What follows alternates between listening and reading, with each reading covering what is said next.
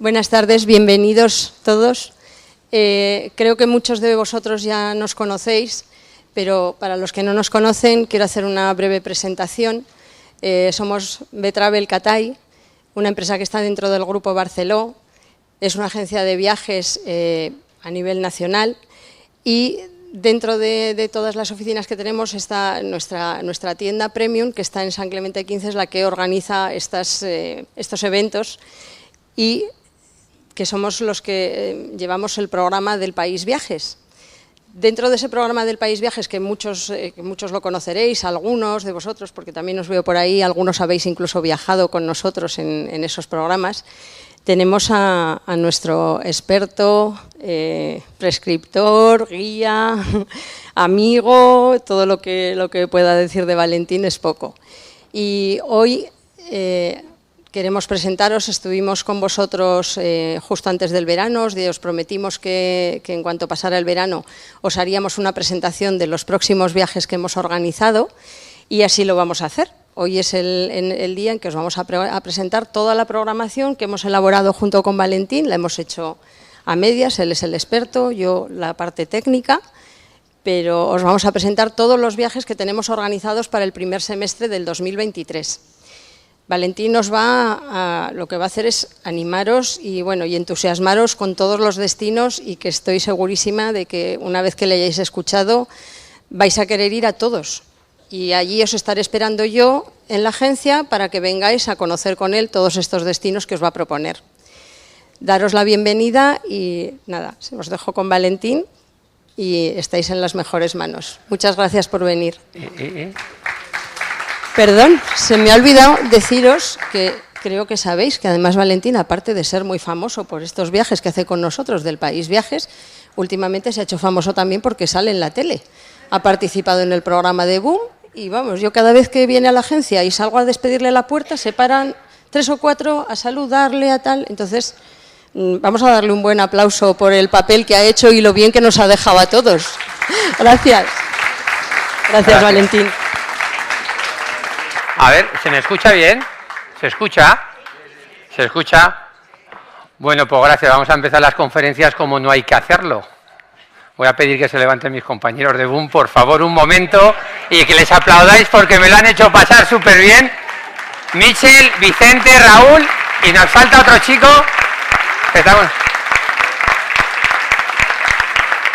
¿Algunos lo conoceréis el programa? Pues bueno, pero ahora ya me toca hablar a mí de las conferencias. Les tenía que sacar los colores que me los sacaban ellos en la tele. Bueno, pues si podéis bajar un poco la luz, así estaréis más relajados, podréis incluso cerrar los ojos y dormir, ¿eh? Os voy a contar cuentos, que es lo más bonito que se puede hacer en esta época, que todo el mundo está triste, todo el mundo tiene rollos por ahí. Entonces os voy a contar cuentos y no os voy a hablar ni de hoteles, ni de precios, ni de nada, porque lo que me apetecería sería que conocierais algunos lugares y sobre todo los ritos, los mitos, las culturas que están por allí. Y lo único que os tengo que situar un poco, porque como algunos de los lugares son bastante raros, entonces mirad, he cogido un mapa un poco de Europa, Asia y África y os he puesto un cuadrado. Y allí marcado aparece Georgia, aquí está Georgia, Armenia y Azerbaiyán, ¿vale? Entonces esto sería el Cáucaso, las montañas del Cáucaso. Y a partir de las montañas del Cáucaso, yo soy como Paco Raval, era este que decía, yo he venido a hablar de mi libro. ¿Quién era este? ¿Veis? Así no os dormís, el umbral, ¿no? Vale. Pues yo he venido a hablar de mi libro, y mi libro es La Ruta de la Seda. Luego veréis por qué, que hablaré al final. Bueno, pues tener en cuenta que a mí me gusta mucho ver la historia de otra manera, y mucho de lo que tenemos en Europa empieza en esta zona del Cáucaso. Aquí está el Cáucaso, y aquí están unos países, todos estos países tienen nombres desde hace 400, 500, 800 años, antes no tenían estos nombres. Pero aquí, en esta parte, había unos pueblos en el año 1500 a.C. ¿Qué había en el año 1500 a.C. en esa zona del Cáucaso? Estaban estas gentes que eran nómadas, que montaban a caballo y que tenían ganado, y que hubieran pasado desapercibidos en la historia, lo que pasa es que hablaban un idioma que creemos, que reconocemos, y que es el idioma del que salen muchos de los idiomas y las lenguas que tenemos en Europa y muchos de los escritos, ritos, mitos y religiones vienen de allí. Esto es lo que había en esa zona. Fijaros, en esta zona en el año 1500 había poca cosa, monumentos ninguno, pero en la misma época, igual os suena, si habéis ido a Egipto, lo siento, el martes estaré allí. Pero me acordaré de todos vosotros, El templo de Hatshepsut, de Erbahari, está hecho en el año 1500 a.C. Había una civilización, que era la civilización egipcia, que era capaz de construir templos e incluso de excavar las rocas para sacar los templos que estaban dentro. Eso se puede ver en varios sitios. Excavar la roca y sacar un templo se puede ver en la India, por si vais por Bombay y por ahí, se puede ver aquí en algún otro sitio más. Entonces, en el año 1500 había una civilización muy desarrollada, que es la egipcia, y había, qué bonito, otra civilización igual de desarrollada, que es la zona de Mesopotamia, que es la zona de Irak. Hoy en día que se puede ir. Ojo, se puede ir a Irak y hay grupos que van a Irak. Yo por ahora no voy, pero que sepáis que hay grupos de nuestra agencia, de la compañía con la que trabajo yo, que se van a Irak. Si no, os podéis ir a Berlín. Esto está en Berlín, que queda muy bonito, el Museo de Pérgamo. Y ahí tenéis lo que hacían en el año 1500 a.C. Y en el año 1500 a.C. ponían estos animales rarísimos, ¿veis? Animales compuestos, animales en ladrillo, y todo esto estaba en dos civilizaciones muy desarrolladas. Pero, volvemos. Una está aquí, que es Egipto, y otra está aquí, que es Babilonia. Pero nosotros estamos aquí. ¿Y aquí qué pasaba? Pues aquí estaban, para que os suenen un poco, Conan el Bárbaro. ¿Os suena? Los cimerios, los escitas, toda esta gente que estaba pegando saltos por aquí. Pues esos, los que estaban todavía más antiguos de esos pueblos, se situaban en la zona del Cáucaso. Y empezaron a salir hacia Turquía por un lado y hacia Irán, Turkmenistán, Uzbekistán. Esto sonará, ahora está hablando con Breas y me dicen, quiero ir a Samarcanda, aquí, la ruta de la seda. Quiero ir a Isfahán, aquí, la ruta de la seda. Que yo quería hacer la ruta de la seda con alguno de vosotros que tuviera tiempo. Necesitábamos 83 días. No me digáis eso, que muchos tenéis tiempo, 83 días tenéis muchas de vosotras libres. El dinero no era caro, Lo que pasa es que yo quería salir de aquí a hacer la ruta de la seda y me encontraba con que iba por Turquía, que es una maravilla, que lo vamos a hacer, que hay 2 o 3 aquí que lo quieren hacer. Pasábamos hacia la zona de Irán, que es todavía más maravillosa, y llegábamos a Samarcanda, pero hay que pasar por Turkmenistán. ¿Os acordáis de este señor coreano que tiene el pelo pincho, que vuelve loco a todo el mundo? Pues aquí en Turkmenistán hay uno peor. No puedes pasar por tierra ni por encima de su campo celeste, no se puede pasar. Entonces yo quería hacer la ruta de la seda hasta China, pero estos no nos dejan pasar. Entonces tenemos la otra posibilidad, Afganistán. No, que tengo 2 hijas y una madre. Entonces por aquí no se puede pasar y me han roto. Entonces quiero hacer la zona turca. Eso es mi libro, la ruta de la seda, luego os hablaré. Bueno, pues aquí en el año 1500 a.C. había una zona que era la zona que se llamó la Cólquida, unas cosas muy raras, Cólquida, de donde venía el cobre. Y los griegos y los romanos se creían que aquí acababa el mundo. Dicen, bueno, conocemos lo que hay en Turquía, que no era Turquía, pero a partir de aquí ya la gente no conocía nada. En la época de los griegos, hasta que Alejandro Magno le da por cruzar todo esto, aquí ya no sabían, se terminaba el mundo aquí.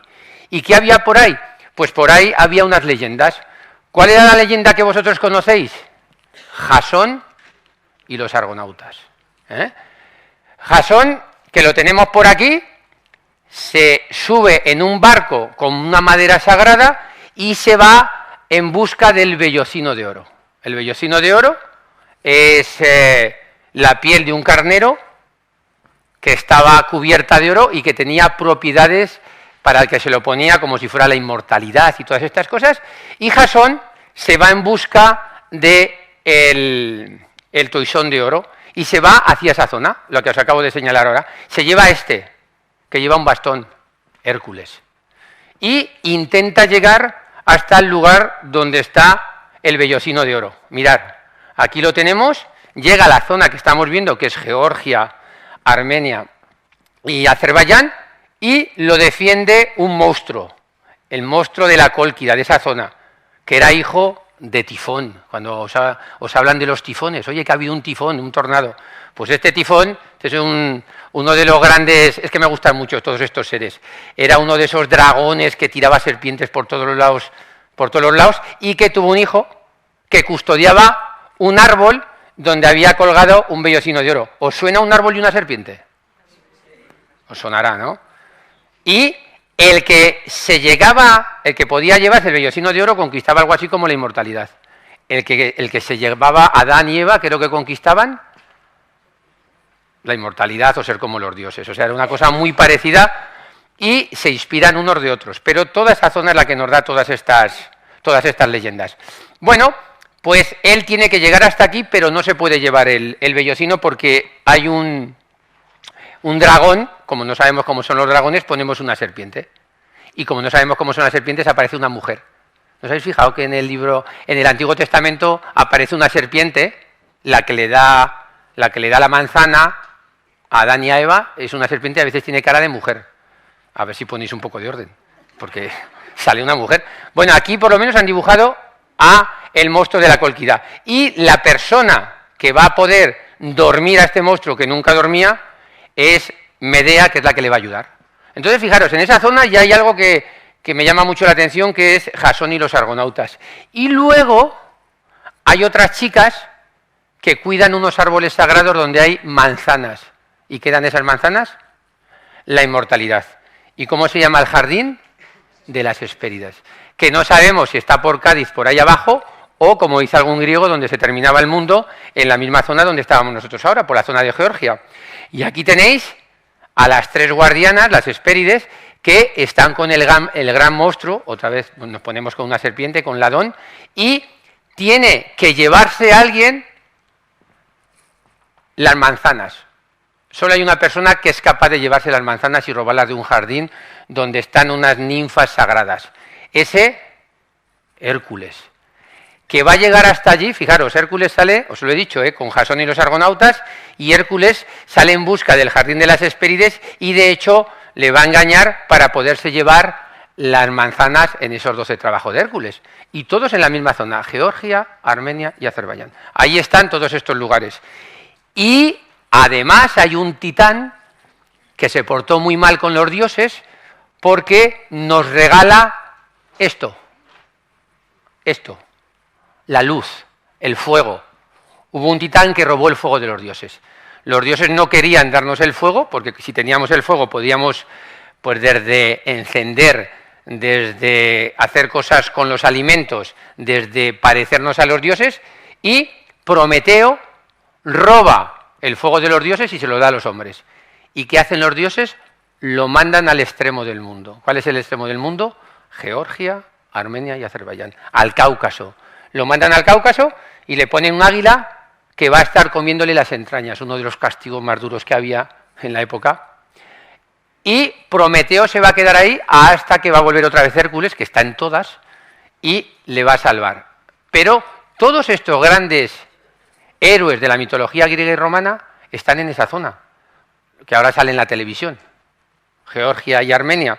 Todo eso es el Gran Cáucaso. Y en ese Gran Cáucaso, aquí lo tenéis, en el año 1500 a.C., había unos pueblos que se fueron hacia un lado y otros pueblos que se fueron hacia otro lado. Como nosotros no tenemos muchos restos escritos, los que se fueron hacia la India o los que se vieron hacia Europa los hemos llamado indoeuropeos o indoarios. En el año 40 una persona en Alemania dijo, eso me viene bien, lo de arios me viene muy bien. Entonces, estos pueblos indoeuropeos o indoarios vienen hacia la India y allí se van a apoderar de la zona del norte y luego escribirán los famosos libros sagrados, los Vedas. Y los que vienen hacia Europa van empujando a las poblaciones que había aquí y se instalan en toda Europa, y nosotros vamos a hablar, ellos hablaban un idioma que no sabemos cuál es, y nosotros vamos a hablar pues el derivado, el que nos ha llegado. Nosotros hablamos castellano, que viene del latín, el griego, que viene también de las lenguas que están aquí, y el alemán, y todo eso viene de algún idioma que estaba por aquí, que lo hemos llamado idioma indoeuropeo, pero que lo podemos incluso poner en relación con el idioma que está en la India. En la India hay muchísimas lenguas. se habla sobre todo en inglés. Está el hindi, hay decenas de lenguas oficiales. Pero cuando vas a misa, cuando vais a un culto, no te hablan en hindi ni en inglés, te hablan en sánscrito. Y el sánscrito es la reminiscencia más antigua que tenemos de estas lenguas. Por eso, en castellano hay palabras que se parecen al francés, al inglés, al alemán, al griego y al sánscrito, porque todo viene de aquí, de esta parte del mundo que fue el nacimiento de lo que serían los indoeuropeos, que es de los que somos nosotros los herederos. Aquí tenéis el Mar Negro, aquí tenéis el Mar Caspio, pues por aquí. Y aquí tenéis el Mar de Aral, que como sé que alguien se quiere ir a ver la ruta de la seda, por la zona de Uzbekistán ya no queda Mar de Aral, ya está desapareciendo. Bueno, pues toda esa zona es tan rica que algunas palabras antiquísimas vosotras las podéis comprender. Había una divinidad que se llamaba Diaus Pater, Dios, Padre. Deus Pater, Júpiter, y de Júpiter Zeus. Estas son las grandes divinidades más antiguas. ¿Qué quiere decir Deus Pater? Dios Padre. ¿Qué quiere decir Dios? ¿Qué quiere decir Júpiter? ¿Qué quiere decir C? Dios luz. La palabra Dios quiere decir algo que viene de la luz, algo que brilla. Y en las mitologías, la luz, en casi todas, es símbolo de lo bueno y de los dioses. Salvo en Irán, que hay un pequeño problema con Zaratustra. Pero bueno, que tampoco vamos a entrar aquí en todos los... Entonces, aquí tenéis cómo están representados esos dioses principales del año 1200, 1100 a.C., pues los tenéis representados de esta manera. Bueno, esto nos llegará más tardíamente. Aquí un poco de la zona de Babilonia, aquí la zona de la India, aquí la zona de Roma y aquí la zona también Grecia y Roma. La manera de representarlos puede ser más o menos parecida, pero los nombres vienen todos de ese idioma indoeuropeo. Mirad qué simpáticos. Yo me voy a ir a la India, porque hace 3 años que no voy a la India. Y entonces me voy a ir a hablar con mis amigos los hindúes. Los hindúes tienen más de 33, 333, 3.333 o 33.333 divinidades. Es imposible que una persona sea especialista en dioses hindúes. Hay muchísimos. Pero ellos dicen que es muy fácil, que el hinduismo está todo conservado en unos libros sagrados que se llaman los Vedas de la sabiduría y que lo que hay que hacer es seguirlos. ¿Cómo se sigue en el hinduismo un Veda? Los Vedas o la religión. Este sacerdote sabe leer sánscrito y sabe hablar sánscrito. El resto de los mortales no sabe hablar sánscrito. Y les dice, tenéis que hacer unos rituales. Y como no sabéis hacerlos porque solo soy yo el que puedo leer eso, si me pagáis, hago el ritual. Entonces, claro, esta gente vive relativamente bien porque les pagan. Y entonces ellos hacen los rituales. Pueden ser de Vishnu, de Shiva, del que queráis, pero todos hacen unos rituales y esos rituales valen para una cosa, para que lo que tú pidas normalmente sea concedido, pero sobre todo para hacer lo que pasa aquí ahora mismo, que haya un orden. No se puede vivir con desorden, salvo en mi casa. En el resto del mundo no se puede vivir con desorden. Entonces, les pagas a estos para que hagan rituales y haya un orden sagrado y un orden en el universo. Y como yo, sé sánscrito y en los Vedas me dice cómo lo tengo que hacer y cómo tengo que leerlo y cómo tengo que decir las fórmulas sacrificales, por ejemplo, Amani, Marian, y tengo la entonación, pues me pagas. Y tú lo haces. Y entonces entrar dentro de los hinduistas. Hubo una revolución, es que me gusta mucho ir a la India con gente que ha escuchado un poco algo de la India. En el año 1500, 400, 1300, hasta el año 900 esto funcionaba así. Pero aquí los tenéis. Este chico lleva un cordón blanco. Mirad, yo lo llevo naranja, yo no he llegado a ese nivel. Estos son brahmanes, la casta principal, el color principal, el estatus principal. Ellos pueden leer, ellos pueden hacer sacrificios, el resto de los mortales no lo puede hacer. Y los sacrificios se hacen en torno a la luz, dioses, al fuego.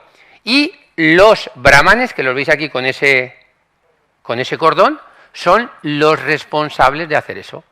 Tú si sales a la calle, a lo mejor no te das cuenta que hay un sacerdote, pero si vas a misa te das cuenta porque lleva un atuendo o lleva un símbolo que lo diferencia.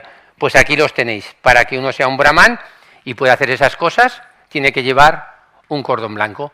Y esto durante cientos de años fue así. Os he traído también a los nuestros, ¿eh? Ellos saben hacer cosas que vosotros no sabéis hacer. Ellos pueden transformar el vino en la sangre de Cristo. Y ellos pueden transformar el pan también, y ellos tienen las fórmulas, y nosotros nos fiamos de ellos porque son sagrados. Son sacerdotes, son sagrados, entonces nos tenemos que fiar de ellos, y ellos no se van a poner un cordón brahmánico, se ponen de otras maneras, pero es muy fácil diferenciarlos por los símbolos que tienen para saber si uno es sacerdote, obispo, arzobispo. Los he traído. Pero en el año más o menos 800, la gente dice lo que os está pasando a todos. Oye, Valentín, pero hay que pagar a alguien para que haga... Bueno, a mí no me lo dijeron, se lo dijeron a esos. Hay que pagar a alguien para que haga las ceremonias. Igual, esto lo podemos hacer nosotros. No. Lo que podéis hacer, dijo una persona, es buscar la divinidad que tenéis dentro. Que es a donde tiende ahora mucha gente. Todo el mundo tiene una divinidad dentro y tu divinidad, como lo quieras llamar, se tiene que poner de acuerdo con la divinidad que está gobernando todo, que es el gran Brahman. Tu Atman, tu cuerpo interior, se pone en contacto y no necesitas pagarle a nadie. Lo que necesitas es orden, concentración. ¿Cómo lo puedes hacer? A través del yoga. Hay un yoga espiritual y ese yoga te lleva a un nivel superior. ¿Cómo lo puedes hacer? A través del conocimiento, a través de la devoción. Por ejemplo, en lo que sería la mentalidad cristiana, pues un monje. Un monje no hace yoga ni se mortifica mucho, pero tiene lo que va a hacer es levantarse por las mañanas, leer, estudiar textos sagrados. Pues hay hinduistas que hacen eso. Entonces, todo eso cambia en el año 900-800 y el hinduismo cambia y se vuelve una religión más interior. ¿Quién es el hinduista más conocido para vosotros? Buda. Buda era un príncipe que también le da vueltas a la cabeza y dice: yo no creo que tengamos que hacer estas cosas. Fijaros en ese momento. Yo no creo que tenga que pagar a estos señores. Yo no creo que todos ellos tengan el camino de la salvación. Igual lo tenemos nosotros en nuestro interior. Entonces, cuando yo vaya a la India en febrero, me acordaré de vosotros porque pillaré a uno de estos y le diré: ven un momento, explícamelo. Hazme una ceremonia sagrada delante de la gente. Bendícemelos. Valentín, que yo no me lo creo, tú fuera. El resto, poneros aquí. Bueno, tú fuera no, aunque no te lo creas, no va mal que te echen algo de sagrado en la vida. Entonces, ¿qué hay en la India que yo voy a ver y que vosotros no habéis visto? Bueno, sí que lo habréis visto a lo mejor. El templo de Amritsar. Cuando uno va a la India va a una zona determinada, puede ser el norte o el sur. Y en el norte está un poquito alejado, hay que coger un avión. El templo sagrado de los Sikh. ¿Quiénes son los Sikh? Cuando te coges un taxi en Londres, aparece un señor con un turbante. Un Sikh, muy simpático. Y que suele llevar un cuchillo escondido. Pero no lo usan. No se suele cortar el pelo. Y su devoción es ahorrar dinero para venir a Amritsar y ver lo que pasa allí, en ese templo sagrado. Entonces yo me quiero llevar a la gente al templo sagrado para que vean lo que son los Sikh y para que vean qué pasa con este agua sagrada y con el agua artificial que hay allí. Esto no se suele hacer. ¿Por qué? Porque hay que tomar un avión, hay que pagar un poco más y hay que explicarle a la gente que te vas hasta aquí para ver esto. Oye, Valentín, a mí me gustaría un viaje que no hiciera eso. Pues vete para otro lado. Claro. Fortalezas en el desierto. Los que habéis estado allí habéis visto alguna de estas.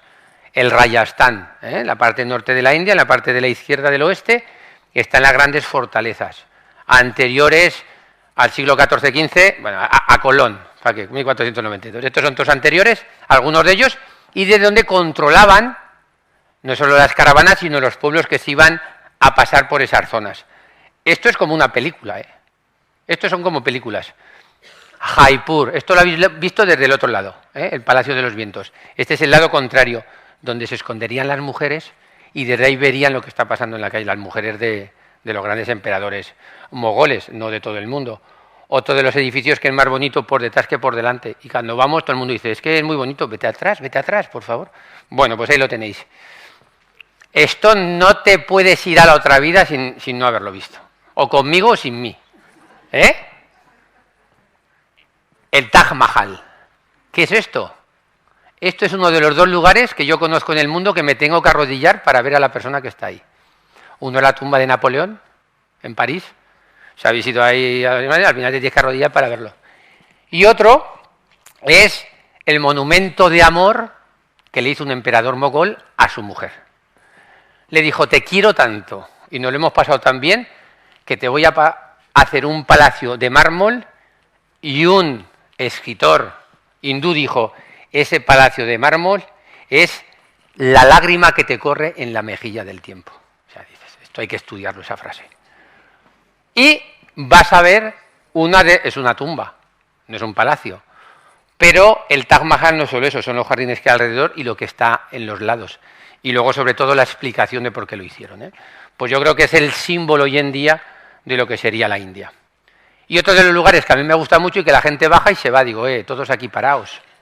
Fatehpur Sikri, un pueblecito pequeño, abandonado, cerca de Agra. Bueno, abandonado, ahora hay turistas. ¿Esto qué tiene que ver, Valentín? Digo, pues esto, en el año de Colón, en el año 1492, un señor se empeñó en hacer una ciudad donde tú que eres musulmán, tú que eres hindú, tú que eres cristiano, tú que eres budista, fuerais todos a vivir allí y que nadie se metiera con nadie. Incluso había casi funcionarios, como aquí, que no tenían que ver si eran budistas, hinduistas, cualquiera podía acceder y trabajar en la ciudad sagrada de Fatehpur Sikri, donde todas las religiones estaban permitidas. Lo que pasa que hubo un problema, porque estamos muy cerca de Agra y hay problemas de agua, y al final, aunque veáis que aquí hay un lago sagrado, por el problema de agua se tuvo que dejar esa ciudad abandonada. Pero es el símbolo, para el que le gustan las religiones, o para el que vive en la India, o para vosotros ahora, es el símbolo de la convivencia de las religiones, Fatehpur Sikri. Claro, que te lo explique hay un señor, y que te pase un budista, que te pase un hinduista y que les puedas hablar, eso no tiene precio. Para todo lo demás, Mastercard. Bueno, mirar a la India, de ahí es donde fueron los indoeuropeos, y una parte de esos indoeuropeos hinduarios fueron a Persia, se quedaron en Persia, y de Persia, esto es un poco más tardío, nos han quedado estos señores, que a mí me gustan mucho. Os voy a contar una cosa que es mentira, pero bueno, entre nosotros, los inmortales, la famosa guardia de Darío. Iban delante, Darío, ¿os acordáis Darío? ¿Os acordáis nuestro amigo Alejandro Magno? Alejandro Magno iba por delante y decía, me los llevo por delante a todos. Y decían, o los espartanos, ¿habéis visto la película? 300. Caía uno y las fuentes nos dicen, cae y se levanta. Es inmortal, porque le metían flechazos y se volvía a levantar. ¿Qué pasa? Que solo unos pocos, que la guardia personal del rey, cuando caían, el que estaba detrás tenía la orden de pisarle y ponerse encima. Como diciendo, sí, tú mata, que tenemos unos cuantos por ahí. Por eso se llaman los grandes inmortales. Estos, que nos han enseñado a batallar de una manera determinada, estos están dentro de lo que sería Persia. Y estos, que los podéis ver en Londres, en París, pero no se ven solo se ven un poquito en el Museo de Teherán, no están por ahí. Estos estaban aquí.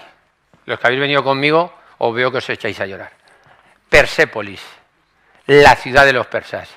Creo que la maravilla, o sea, os puede gustar Isfahán, os puede gustar Samarcanda, os puede gustar Estambul, pero cuando llegas a Persépolis se te cae el alma a los pies. Cuando te cuentan la historia de cómo Alejandro Magno pasa por ahí, lo quema, luego cómo se quedan esos relieves, lo que significa Persépolis. El primero de los modernos que pasó por ahí era un español que dijo, ¿qué pasa aquí? Está escrito en un idioma que todo el mundo desconocía. Y todo eso son las ruinas del palacio que controlaba todo lo que sería Irán, Irak, parte de la India, parte de Turquía. Todo eso nos ha quedado porque fue quemado.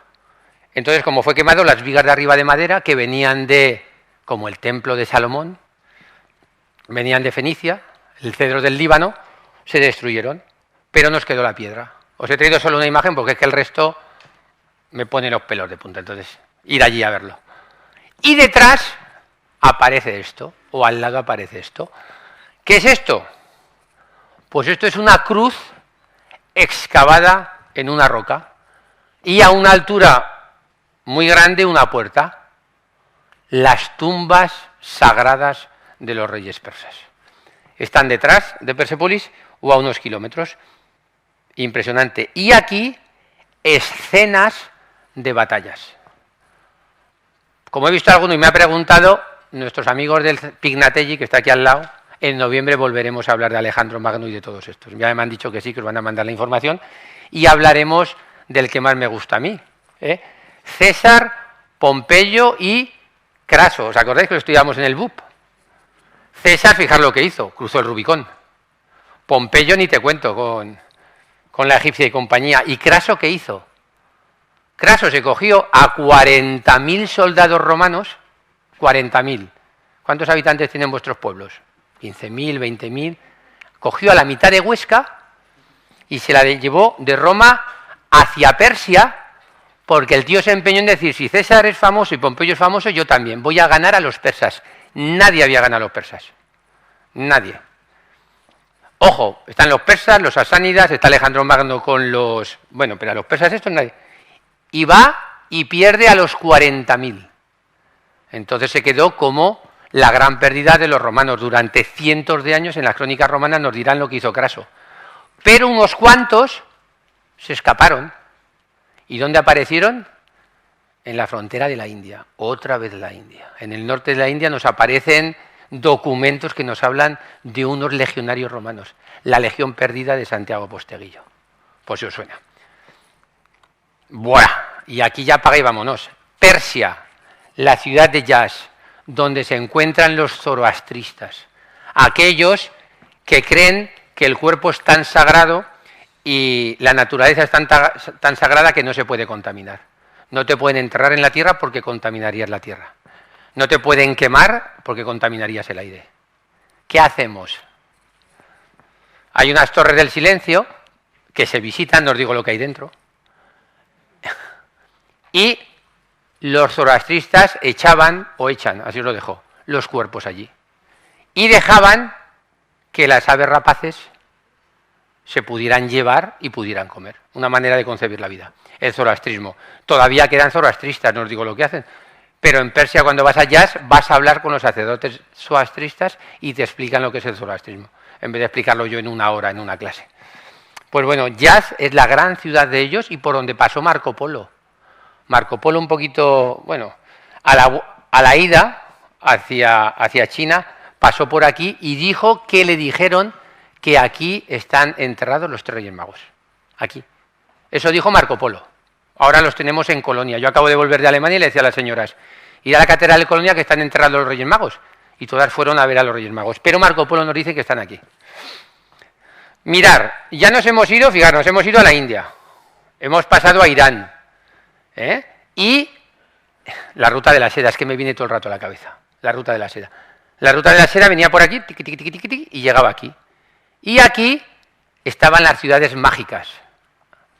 Esto suena del Antiguo Testamento. Biblos, Tiro, Sidón, Fenicia. De aquí venían todas las mercancías y se iban hacia Creta o Alejandría, que estaremos dentro de 12 días. Nos acordaremos de vosotros.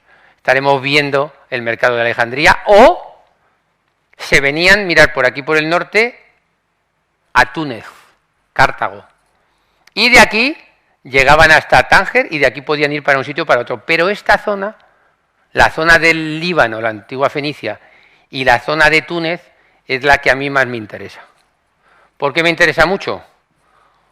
Porque Tiziano, Zeus, se disfraza de toro blanco, porque ha visto una doncella sin igual. ¿Dónde vivía la doncella? Aquí, qué casualidad, en la zona de Fenicia. Es una princesa. La princesa ve que es un toro blanco tan bonito que se sube encima de su grupa y se quedan mirando sus amigas y se echa a volar. Como es Zeus, aunque es un toro, se puede echar a volar. Y se la lleva. Se la lleva a la isla de Creta. Y el hermano, que vive también en Tiro, Cadmo, se va en su búsqueda. y no la encuentra, pero viene a Europa. ¿Y sabes lo que hace en Europa? Nos enseña el alfabeto que se ha creado en Fenicia.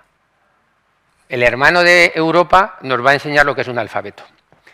Y en esa zona de Fenicia hay unos templos. Esto es una persona normal, no es un enanito, ¿eh? Y esto es una iglesia, perdonad, un templo romano, más grande que la mayoría de las iglesias que conocéis vosotros. Y así está. Es Baalbek, está cerquita de la frontera siria. Ahora se puede ir a Siria también, que yo no lo sabía. Y fijaros cómo se llama el templo, Baal. Quedaros con eso, Baalbek. ¿Qué tenéis allí? La famosa ciudad de Tiro, que hoy en día no se ve así, pero antiguamente estaba así. Era una isla y fue el único lugar donde Alejandro Magno se tuvo que parar y decir, oye, ¿qué hacemos para rendir la ciudad? Y construyó, no un puente, sino esa isla la creó en península. Construyó un terraplén gigantesco para tomar la ciudad de Tiro. Y cuando nosotros vamos a Tiro hoy en día, vemos esto, no vemos la isla. Lo que vemos son las calzadas grecorromanas. Bueno, estas son romanas, pero vemos los restos de lo que fue la gran ciudad, la única que se le resistió a Alejandro Magno. De los 13 años que estuvo luchando, que llegó hasta la India, una le dijo, por aquí no pasas. Pero le dijo a Alejandro Magno, pero si tú te llamas Tiro. Dice, ya, pero soy fenicio. ¿Y qué tienen los fenicios? Pues los fenicios tienen Biblos, la ciudad más antigua del mundo que ha continuado habitada desde la época de la fundación hasta hoy. Aquí está la gente viviendo, aquí está el mar y aquí está la ciudad, de donde viene la palabra biblos, biblioteca, libros, porque ellos eran más listos que el resto. Los fenicios, el Líbano, donde estuvimos nosotros hace unos meses, eran tan listos que dijeron, oye, no tenemos papiros, que es donde suele escribir la gente, vamos a comprarle todos los papiros a los egipcios. Y dijo el secretario, el rey de Biblos, pero ¿cómo les vamos a comprar todos? Dice, tú tranquilo, todos los papiros que salgan los compramos y nosotros los vendemos. Pues se hicieron ricos, porque los egipcios no podían vender más que a ellos. Y en el año 1200 a.C., hace mucho tiempo, un sacerdote vino aquí y les dijo, oye, me tenéis que pagar la reconstrucción, darme cedros, porque en el Líbano hay cedros, era una madera sagrada, porque el templo de Karnak hay una parte que se ha roto. Y el reyezuelo le dijo, te lo doy si me lo pagas. Y dijo el egipcio, pero que vengo de parte del faraón. Fijaros la potencia de esto, Fenicia. Eran capaces de enfrentarse a todo Egipto y le tuvieron que pagar, si no, no le daban la moneda, no le daban la madera. Esto es una maravilla, al que le guste la historia, claro, al que no le gusta la historia y la arqueología, a la izquierda están los bares. Y mirad lo que tiene Biblos. Templo de los obeliscos. Los obeliscos, como en Egipto, pues son unos trozos de piedra grandes que en verdad son los rayos del sol que se han petrificado. Es un lugar sagrado. ¿Habéis ido a Roma alguno? Sí. ¿Cómo encontráis las iglesias de Roma? ¿Cómo encontráis las basílicas mayores? Aparte de por el mapa. Quitad el mapa, quitad Google. Los obeliscos.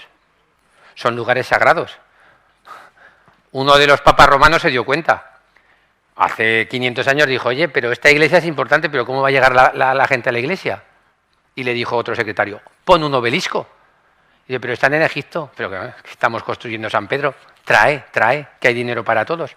Y delante de las iglesias o detrás hay obeliscos. Pues tenemos el templo de los obeliscos en Biblos. Y la última vez que estuve le dije a la gente, vamos, y me dijeron, es que estamos muy cansados. Por Dios, que os tengo que explicar lo que son los obeliscos. Beirut, la capital del Líbano. Miami, igual. Mucho dinero, pero dos problemas. ¿Os acordáis la explosión del puerto hace unos años? Se ha quedado sin reconstruir una parte y el mangoneo de la gente que tiene dinero. Ves unos coches que no ves en Zaragoza, pero tienen todos 3 años. No hay ningún coche que se ha vendido en los últimos 2 años o 1 año porque no hay mucho dinero líquido. Por eso es la buena época de irse al Líbano. ¿Qué hicimos nosotros? Nos fuimos a Beirut. ¿Y qué hicimos? Oye, van a tirar la casa por la ventana. Hotel 5 estrellas. ¿Dónde? En el centro de Beirut. ¿Cuántas noches? 8. Así la gente no tiene que ir con las maletas, que sé que nos gustan las maletas. Ya, será muy caro. Hombre, sí, caro, sí, 1.800 euros. ¿Caro? Para ir a ver dónde nació una parte de la civilización europea. Podéis iros con otra gente también. Son viajes que si te dejan dormir en el mismo sitio son muy cómodos. ¿Os suena? Dido y Eneas. Eneas estaba en la guerra de Troya y se tuvo que ir porque le dijo una diosa que su misión era fundar una ciudad y se va hacia Roma, pero no llega porque se va a parar en Túnez y en Túnez había una princesa fenicia, está todo unido. Esa princesa fenicia se fue a vivir a Cartago, aquí la tenéis, Dido, y se enamora de Eneas. Esto es Virgilio, uno de estos romanos que se puso a escribir por ahí, y se enamoran. Pero, aparte de enamorarse, que es una parte de la leyenda, sabemos que la cultura fenicia de Dido llega hasta Cartago y sabemos que los romanos, el antecesor de los romanos, Eneas, aporta cosas. Por eso cuando uno va a Cartago dice, oye, Valentín, no te tengo que explicar por historia. Primero te explico el cuento. Pobrecilla. Dido se enamora completamente de Eneas, pero Eneas sabe que tiene una misión y aunque parece que está enamorado, se va. ¿Y qué va a hacer la buena de Dido? Coge su espada y se suicida por amor. Estas cosas ya no pasan. Túnez. Yo, si fuera vosotros y fuera Túnez, me iría donde se fue una de las personas con más dinero y más listas de América. George Lucas. Habló con Steven Spielberg y tal y dijeron, oye, vamos a hacer unas cosas de la guerra de las galaxias y tal, ¿y dónde vamos a buscar todo esto? Vete a Matmata, que es una ciudad bereber que está perdida, ahora ya es más famosa. Y allí, ¿os acordáis la primera de la guerra de las galaxias, donde está Luke Skywalker ahí, que todavía no es nadie? Pues ahí está. Y luego te lo enseña la gente de ahí, te dice que ellos han grabado también. Bueno, aparte de que hayan grabado, estás hablando... Bueno, esto es la ciudad bereber que está escondida dentro de la tierra. ¿Qué más tenéis? Sufeitula, una ciudad romana que ríete tú de Bilbilis. Ahora que no tenemos a nadie que esté en Bilbilis, que están excavando. Fijaros los templos romanos que hay en esa ciudad. Y tenemos la parte musulmana, que a mí me gusta mucho, Kairouan, la ciudad sagrada del norte de África. Esto es una pintura, fotografía que me gusta mucho y esto es como se ve hoy en día las mezquitas. Ahí hay una parte de reliquias de los musulmanes y si no vas a la Meca, los que están en esa zona pueden venir a Kairouan y hacer unos ritos. Y bueno, tenemos Cartago, Aníbal, ¿os acordáis? Aníbal que se enfrenta a Roma y yo solo conozco una frase en latín, Catón, que decía todo el mundo, delenda es Cartago, hay que destruir Cartago. Túnez, Cartago se enfrenta al todopoderoso Roma en el Mediterráneo y los asusta y se ponen delante de las puertas de Roma y en un momento dado reculan, pero si no ahora hablaríamos todos tunecino a saber. Bueno, lo que es el Cartago de hoy en día no se parece a las recreaciones que hay antiguas, pero tenemos algunos de los templos. Os he dicho antes que la ciudad se llamaba Baalbek en Fenicia. Templo de Baal. ¿Quién lo hizo? Aníbal. ¿Qué es ese Baal? Dios. Dios te habla con los nombres. El gran dios de toda esa zona se llamaba Baal, el Señor. Y ese Baal era hijo del Dios Todopoderoso que se llamaba El.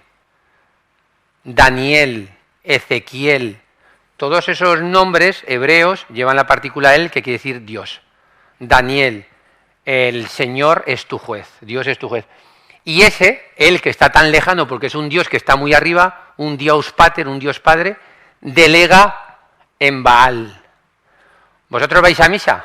Sí, algunos sí, deberíais. ¿Habéis visto alguna vez un templo dedicado a la Virgen María? Sí. ¿A San José? Sí. ¿A Santa Engracia? Sí. ¿A San Miguel? Sí. ¿Habéis visto algún templo dedicado a Dios? Yo sí. Bueno, y alguno de aquí también, porque no le quiero mirar porque me va a decir que sí. Pero es muy difícil dedicar un templo a Dios. Es muy difícil dedicar un templo a Él, al gran Dios. Por eso delegan. Y por eso hay templos dedicados a su Hijo. El Hijo de Él es Baal y el Hijo de Dios es Cristo. Entonces hay muchos templos dedicados a Cristo también. Y una de las cosas más bonitas para pasear, la Medina, la ciudad antigua de Túnez. Preciosa, que me recuerda mucho a Beirut. Lo que pasa es que está no con esos fastos de esos grandes edificios, pero es una maravilla poder pasearse. Por si tenéis que ir a Túnez, ahí está. Mira, San Jorge, ¿os suena? San Jorge, pero la bandera, si alguien tiene una bandera así, está en relación con San Jorge. Y si te llamas Georgia, pues mejor. Georgia, el lugar donde San Jorge pues tiene un culto que, vamos, que en todas las iglesias parece que vayas a ir San Jorge a darnos vueltas por ahí. Aquí lo tenéis a San Jorge con su bandera, y aquí está otro de los dragones. Habéis visto que hemos visto unos cuantos dragones y eran serpientes. Aquí ya, estos ya Palouchelo y compañía ya parece que saben hacer un dragón normal. Bueno, Georgia, esto es la zona que os decía yo, donde salen los indoeuropeos, en el Cáucaso. Y hay ciudades escondidas dentro de la roca, como si vais a la Capadocia, en Turquía. Bueno, pues aquí, en el valle del río Kura, Kura es un río que es más grande que todos los ríos de España, ¿eh? Como si juntas dos ríos de España es más pequeño que el Kura. Lo que pasa es que como no hemos ido allí, no conocemos esos ríos. La zona de Georgia, Armenia y Azerbaiyán son unos valles, no son como Jaca, pero parecido, ¿eh? Hay que tirar hacia casa. La capital de Georgia, Tiflis o Tbilisi, mirar las iglesias dominándolo todo, el poder de los sacerdotes del clero, encima de los castillos, el poder de los laicos y el río pasando por el centro de la ciudad. Todo. Son ciudades que en la Edad Media eran lo más. De hecho, aquí esto se llamaba Iberia. ¿Os suena? Como nosotros. Pasa Marco Polo y dice, estoy pasando por Iberia. ¿Cómo estás pasando por Iberia? Es que eso se llamaba Iberia también. Al lado Armenia. No sé si lo conocéis. Armenia es que son valles, hay ríos, es una auténtica locura y también muy cristiana, ¿eh? Dicen que es el primer país que adopta la religión cristiana en el mundo mundial. Cuando estamos aquí con Constantino en el 300 y poco, ellos dicen, no es que vayamos a perseguir o no a los cristianos, es que nos hacemos todos cristianos. En Armenia son todos cristianos. Bueno, eran. Las iglesias, hay iglesias muy antiguas, iglesias que parecen románicas, y sobre todo la capital, Ereván, y que hay al final, bueno, está un poco así retocado porque si no, no me daba la imagen. Y como os habéis portado mal, os mandaré un diluvio universal. Y solo uno de vosotros, que le voy a decir que construya un arca, y que el arca la construya, y que el arca al final se posará en esta montaña. El diluvio universal y compañía, Noé y compañía, al final se queda por aquí, por estas montañas. Valentín no me creó la historia. Bueno, no te creas la historia, pero es que estas montañas son la frontera del Cáucaso hacia nosotros y del Cáucaso hacia Rusia. Por eso en la mitología, cuando Noé en su diluvio tiene que terminar en el lugar donde se termina el mundo también. Estamos todo el rato en la misma zona, ¿eh? Es la zona del Cáucaso, que es una maravilla. Y si habéis estado en Teherán, estás en Teherán y estás viendo las montañas parecidas detrás. Increíble. Es que son ciudades que hasta que uno no va allí y ve la maravilla de la naturaleza junto con el arte, en este caso Ereván, hay una parte que es muy parecida a las construcciones soviéticas, pero claro, cuando ves las montañas en el mes de abril o mayo todavía nevadas. Bakú, estos ya se han disparado. Azerbaiyán, la capital de Azerbaiyán. Como sé que hay alguien que habla ruso aquí, que me está mirando, esto es como si estuvieras en Moscú. Igual. Construcciones soviéticas puras y duras. Esto es más San Petersburgo, pero esto es Moscú. Todo esto es Moscú. Azerbaiyán, Armenia y Georgia pertenecían a la Unión de Repúblicas Socialistas Soviéticas y en el 91 se separan, pero se queda todo ese legado soviético, pero que estos tienen mucho gas. Claro, si no tienes gas no puedes hacer estas cosas en el medio de la ciudad vieja. Tienes que destruir una zona antigua de la ciudad para elevar los símbolos de hoy en día de Bakú. Pues todo esto es la zona del Cáucaso, los Balcanes digo yo. Pero yo he venido a hablar de mi libro. Pues, camellos, la ruta de la seda. Todas estas ciudades al final serán conocidas porque hay la ruta de la seda. ¿Qué es la ruta de la seda? Un comercio que va en un mapa desde la derecha, desde China hasta la costa del Mediterráneo. Y van pasando por ahí camellos, caballos, ideas, religiones, productos, y se van instalando en ciudades muy importantes.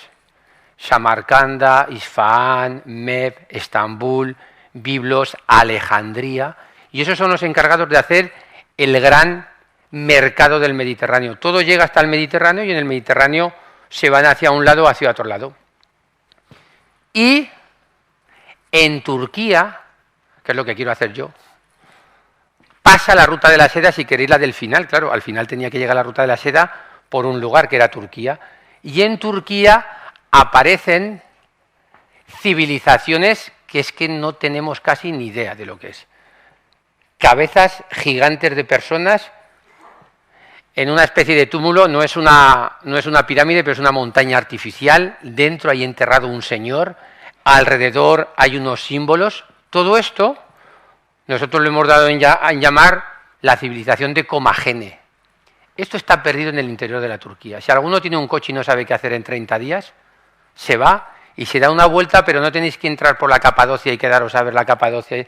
Tenéis que meteros hacia el interior de Turquía, ir hacia Irán, y cuando vas hacia Irán te vas encontrando con los restos de las civilizaciones, que estas os sonarán más, hititas, hurritas, Urartu, y estos que están aquí. Estos que están aquí, todo eso lo construyeron dos reyes que no os tienen que sonar. Uno era Mitrídates. El nombre a lo mejor no te suena. Mira quién aparece aquí otra vez. Hércules, que no para el tío. Siempre en los lugares donde se termina el mundo, ahí está Hércules. Hablando con Mitrídates. ¿Quién era Mitrídates? Un rey. ¿Nos interesa? Bueno, a vosotros poco. A mí un poco más. Mitrídates viene de la palabra Mitra, del dios Mitra. Y el dios Mitra está en Irán y está en la India. Y aparece en mitad de Turquía. Y la ruta de la seda, aparte de enriquecer a mucha gente, cuando vais a Venecia lo que veis son los palacios de los grandes mercaderes. Pero aparte de enriquecer a la gente, lo que va a hacer la ruta de la seda es pasar las ideas, pasar cómo se han hecho las religiones, y entonces las religiones se van superponiendo unas ideas con otras ideas. Entonces, hasta la época musulmán, hasta el año 600, todo lo que pasa por la ruta de la seda se va mezclando y todo va influenciándose uno con otro. Y algunas de estas civilizaciones perdidas tienen mucho que ver con la civilización cristiana, lo que pasa es que no tenemos tanto rato para hablar de eso. Hasta aquí, que veo que os estáis poniendo muy serios. Bueno, pues os he enseñado un poco lo que queremos hacer este año hasta el mes de abril, que es visitar lo que está alrededor del Mediterráneo. Queremos ir al Líbano, queremos ir a Túnez, vamos a ir a Egipto, nos vamos a Perú, pero estos ya están llenos, con lo cual no os puedo decir que vengáis. Vamos a ver la ruta de la seda turca. Todo esto os va a hablar un poco más Pego, que es la que tiene el control y es la que trabaja en la agencia. Yo soy el que va contando los cuentecitos, ¿eh? Muchas gracias por haberme escuchado.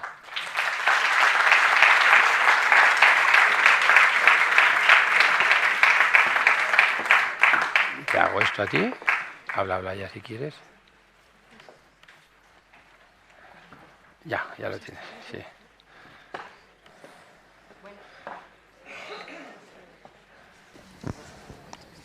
Ahí lo tienes. Bueno, me imagino que ya estáis todos deseando ir a conocer toda esta maravilla de sitios que nos ha explicado Valentín. Entonces yo ahora no os voy a contar muchas cosas, solamente os voy a dar 4 pinceladas. Efectivamente, Valentín dentro de 3 días se va a Egipto. De trabajo, con un grupo. O sea, no me voy a divertir. Sí se va a divertir porque él disfruta mucho y además yo sé que disfruta en los viajes y que disfruta con vosotros cuando va de viaje. Ahora se va a Egipto, efectivamente está lleno porque además sale ya el lunes. Dentro de un mes se va al Perú para continuar con este periplo de los símbolos, religiones y culturas que empezamos ya hace 4 años. En el mes de diciembre, para ese de Perú también lo tenemos ya lleno, pero después sí que va otra vez para la Inmaculada, vuelve a ir a Persia por cuarta vez con nosotros. Me saludan. Le saludan, le van a poner ahí un monumento cuando llegue. En el mes de diciembre va a hacer el viaje de Persia, que en ese sí que se puede participar todavía. Y luego ya entramos en todo lo que son los viajes de Valentín del 2023. Que yo voy a dar simplemente unas pinceladas porque los veáis, porque él ya os ha hablado un poquito. ¿Me pasas? Sí, te voy pasando. El primero que vamos a hacer es India, la India mística, que será del 2 al 15 de febrero. Él ya os ha contado todo. Yo tengo la suerte de que la India fue mi primer gran viaje hace ya unos poquitos de años cuando empecé a trabajar en esto, y la verdad es que para mí fue el viaje de mi vida en aquel momento, y ahora también. Como ha dicho Valentín, el que no ha visto el Taj Mahal, yo cuando alguien me pregunta ¿qué es lo más bonito que has visto en todo lo que has viajado? Yo siempre digo, el Taj Mahal. Es algo, hay que verlo, hay que estar allí, y yo creo que mejor que ir de la mano de Valentín, ¿no? Valentín, bueno, de la mano, que luego vienen de la mano de verdad. Bueno, ir con Valentín, yo creo que es una gran oportunidad. Después nos iremos a Túnez en el mes de marzo. Este es un viaje un poco innovador, porque además Túnez antes iba todo el mundo a todas horas, y de repente se dejó de ir por las circunstancias que fueron, y ahora pues bueno, pues nosotros queremos otra vez. Valentín se ha animado a hacer otro grupito, y qué mejor que conocer Cartago y todo lo que nos puede descubrir en Túnez, que yo he estado también, pero sin embargo él ha sacado una fotografía de un templo que yo no lo conocía, lo que son las cosas.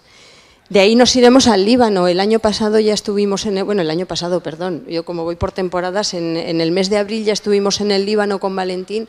Tengo que deciros que fue un viaje un poco inesperado, porque en principio íbamos a hacer la ruta de la seda, pero con todo lo que empezó a ocurrir en el mes de abril decidimos que lo dejábamos y planteamos, oye, ¿por qué no nos vamos al Líbano? La verdad es que el grupo que fue al Líbano vino encantado, y dijimos, vamos a repetirlo este año, porque se quedó muchos clientes, muchos de nuestros amigos, con las ganas de ir, ¿verdad, Valentín? Sí. Y entonces este año lo volvemos a repetir, como os ha dicho él, con la misma filosofía de viaje. Si no habéis viajado fuera de Europa, o gente que le da miedo viajar fuera de Europa, o te dice, oye, que están en guerra. Bueno, el del Líbano es el más tranquilo de los viajes, porque te quedas en un hotel. Hemos elegido uno que en la planta de arriba tiene piscina y abajo tiene un restaurante. Entonces llegas y dices, nos vamos a ver las ruinas de Baalbek, y por la tarde nos volvemos al hotel. Pero luego Valentín nos saca por ahí, por la noche. Luego salimos por ahí, claro. Pero luego dice alguien, oye, que he conocido a algunas personas y me voy a ir a dar una vuelta por el puerto. Pues bueno, te vienes por la tarde y cenamos juntos, y te traes a las personas también. Que es muy tranquilo el viaje, que son lugares que no pasa nada. Vamos, sales por la calle y dices, que me pase algo, por favor. No pasa nada. Lo único que hay poca luz. Hay poca luz porque no tienen dinero para la luz. Tenemos el hotel y de vez en cuando se va la luz del hotel y te vuelve. Porque era la perla, era la Suiza de esa zona. Se han quedado, entre comillas, sin dinero, pero claro, para mantener, pero todo lo que tienen, lo tienen a gran escala. Bueno. Yo creo que es un país precioso y que merece la pena conocerlo. Además, hemos puesto el viaje justo después de Semana Santa, para que a nadie nos pueda poner la excusa, ¡ay, la Semana Santa, las procesiones, los niños, los nietos, los sobrinos! No, después de Semana Santa, para que podáis ir todos. Después, entre medio del Líbano y este otro viaje, tenemos planteado el viaje también, el que se nos quedó en el tintero y que es el gran viaje que quiere plantear Valentín, que es la Ruta de la Seda. Él la quiere hacer entera, y de hecho está preparada para hacerla entera. ¿Que son cuánto tiempo, Valentín? 83 días. 83 días. Pero os llevaréis un regalo, una pastilla de lagarto, porque vamos a dormir cada día en un hotel. Claro, no vamos a estar parando 14 días en cada hotel. Entonces la gente que va le regalaremos una pastilla de lagarto buena, para que puedan limpiar la ropa y todo eso. La ropita. Empezaremos con el que está planteado, que es de 20 días. Es más suave, y se duerme varias veces. Es el principio. Y los hoteles son buenos, no puedo llevar a caravansarais ahí con los camellos. No me deja. Bueno, algunos sí que haremos para que sea más original. Ese viaje lo estamos preparando para el mes de mayo, y es el inicio de ese gran viaje de Valentín de la Ruta de la Seda, empezando por la ruta. Siempre y cuando hablamos de la Ruta de la Seda, todo el mundo piensa en Uzbekistán. Y no, esta vez estamos hablando de la Ruta de la Seda, pero en Turquía, por donde quiere empezar Valentín, y donde yo espero que muchos os animéis para luego seguir haciendo esa Ruta de la Seda hasta el final. Y ese viaje está previsto para mayo. Dentro de poquito ya tendremos toda la información. Y por último, ¿Qué te has pasado? Donde os he estado hablando, el Azerbaiyán, Georgia y Armenia, que también es uno de los, por las circunstancias que ocurrieron en el mes de abril este año, lo tuvimos que suspender, pero volvemos a la carga con él y es también uno de los favoritos de Valentín, que es el Azerbaiyán, Georgia y Armenia, la parte del Cáucaso.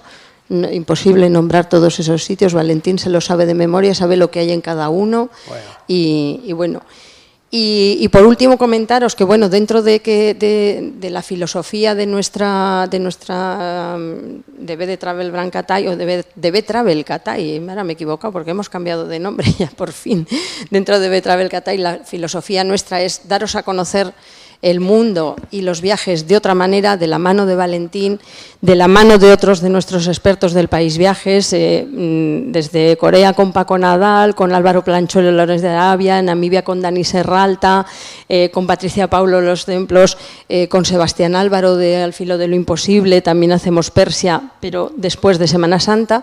Seguiremos haciendo charlas, algunas más específicas, y tendremos una presentación también de toda la programación del País Viajes, que vendrá Jorge Traver y participará también Valentín como experto. Jorge Traver es uno de nuestros adalides, también muy amigo de Valentín, gran viajero también y gran experto.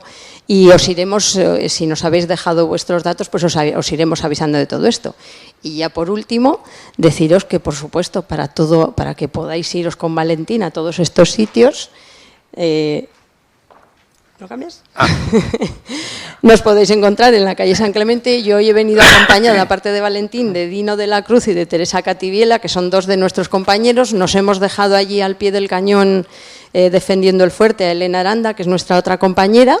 Y os vamos a estar esperando a todos con los brazos abiertos para que vengáis a apuntaros a todos estos viajes de Valentín. Y si no venís, pasar que os diremos lo que tenéis que ver con la agencia. Y si vais con otra agencia os ayudaremos. Y además, como ha dicho Valentín, podéis ir con otros, pero no iréis con él. Entonces, ahí os estaremos esperando con los brazos abiertos. Eso es bueno, ¿no? El ir contigo es lo mejor, claro. Pero sobre todo viajar, que la gente...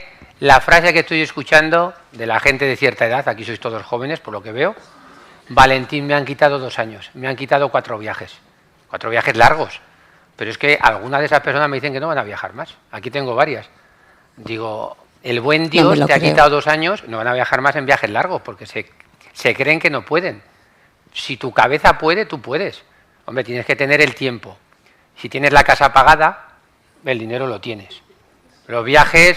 van de 1.800 a 3.000, tampoco. Luego alguno es mucho más caro, porque hacemos unas cosas de tomar aviones y tal. Pero, depende del destino y de los días también de viaje. Que dices, oye, me apetecería mucho ir por 2.000 euros o con otra agencia van más baratos. Y la cuestión es que podáis ver estas maravillas y cuando venga yo y os cuente estas cosas me digáis, oh, pues es verdad, no vimos esto, pero es súper bonito. Es que es lo que os va a dar la vida, el viajar. Si no, miradme a mí, mirad qué alegría tengo todos los días. No hay más que ver a Valentín. Bueno, pues muchas gracias. Muchas gracias a todos y muchas gracias también a los Indulfos por participar, por venir a vernos. Gracias.